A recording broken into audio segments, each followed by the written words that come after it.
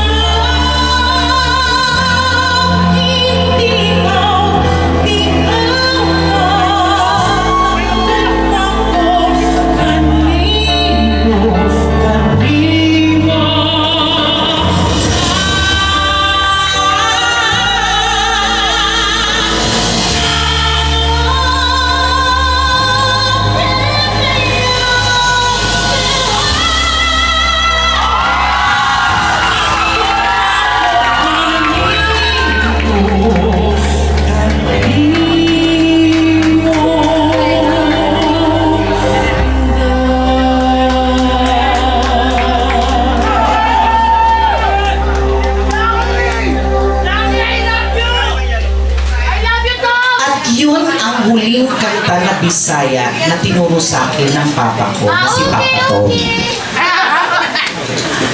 Pero alam nyo, okay lang yan. Tinuloy ko ang pangarap ko. Tuloy ang buhay. Ano, Jackie? Ano? Jackie? Ano nga ni? May workshop daw sa the library Ano? Tara? Ulul pa yun nga. Seryoso ba yan? Workshop? Sa library? Gusto ko yan! I love that! Super! Ang daming stand-up comedian na sumikat na ngayon dyan. Hindi lang ba sa sikat, artista pa. Andyan si Vice Ganda, si Anton Diva, andyan si Pepe Aguilar, Alan Kay, ang daming artista. What if, kung maging artista ako, paano kung nakapasok ako ng the library? Alam mo, pag nag-workshop ako, gagalingan ko. Pag pinakanta ko, ibibirit ko. Pag pinasayaw ako, itotodo ko. At hindi lang basta patawa. Magpapabibo ako. Nagbabigo, kumanta, sumayaw. Workshop! Nagbabigo, kumanta, sumayaw. Nagbabigo, kumanta, sumayaw.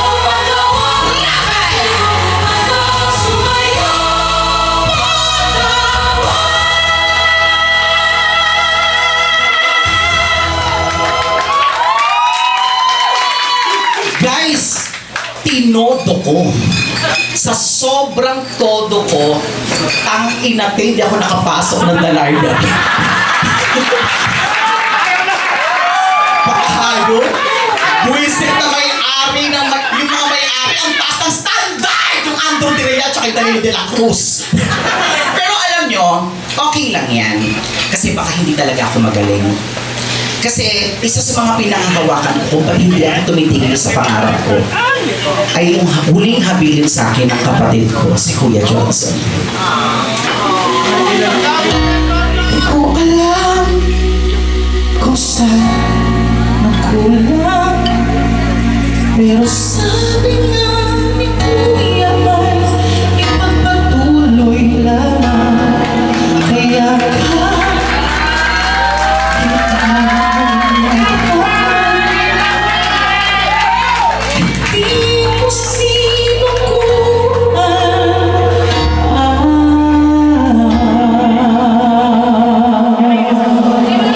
Nagbabigo, kumanta, sumayaw. Workshop ulit! Nagbabigo, kumanta,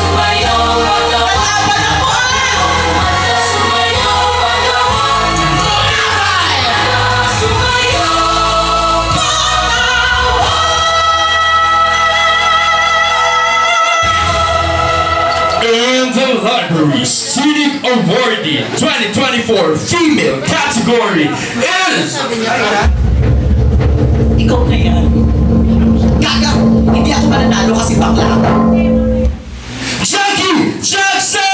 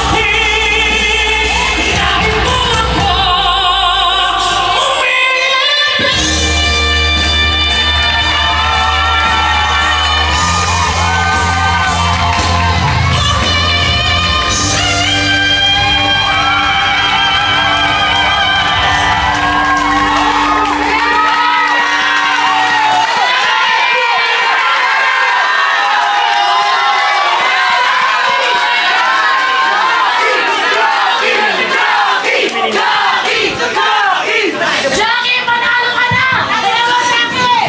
Bumay!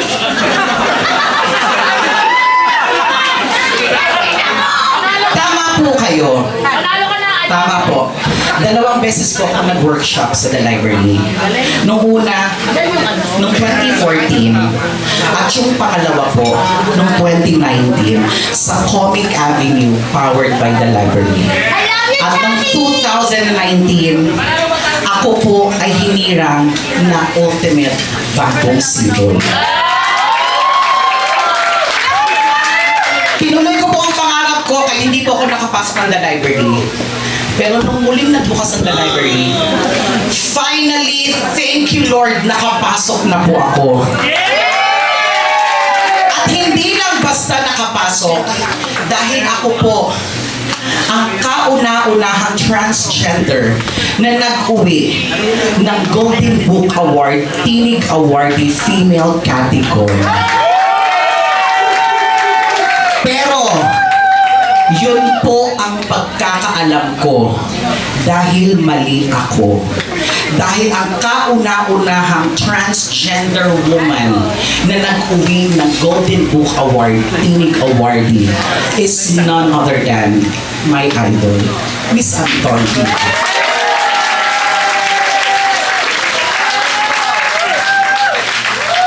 Ate, alam mo, isa kasi inspirasyon, nakakatuwa.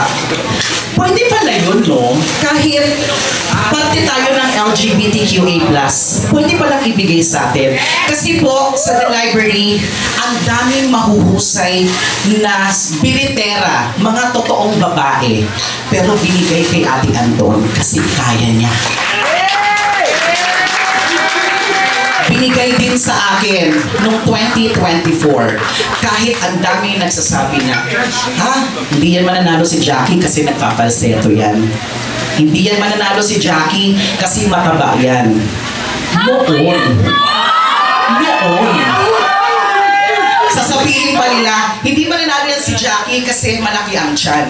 Noon. Asa ang tiyan ngayon? May nagsasabi pa, hindi mananalo yan si Jackie, panot kasi yan. Oo, talaga. Nagagawa naman ng paraan. Pero you know what? Kidding aside, kung binigay kay Ate Anton, kung binigay sa akin, sa lahat po ng nangangarap dito, pwedeng ibigay kahit kanino. Basta maniwala kayo sa pangarap ninyo. But you know what? Someone will doubt your capabilities to the point I doubted myself as well. Minsan tinatanong ko na nga yung sarili ko am I worth enough? Tama ba to? Tama ba itong tinahataha ko? And then I just realized, ang daming taong nagmamahal sa akin.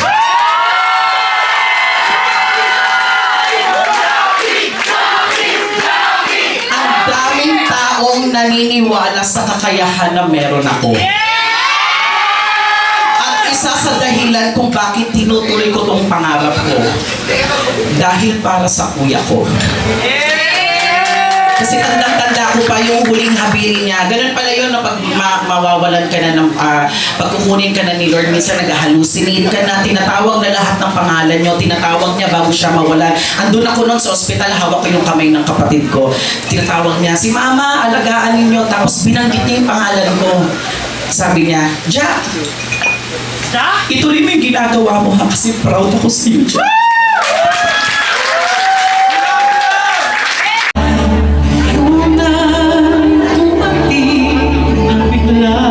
Sa aking buhay, pinaubusan ng pag-asa.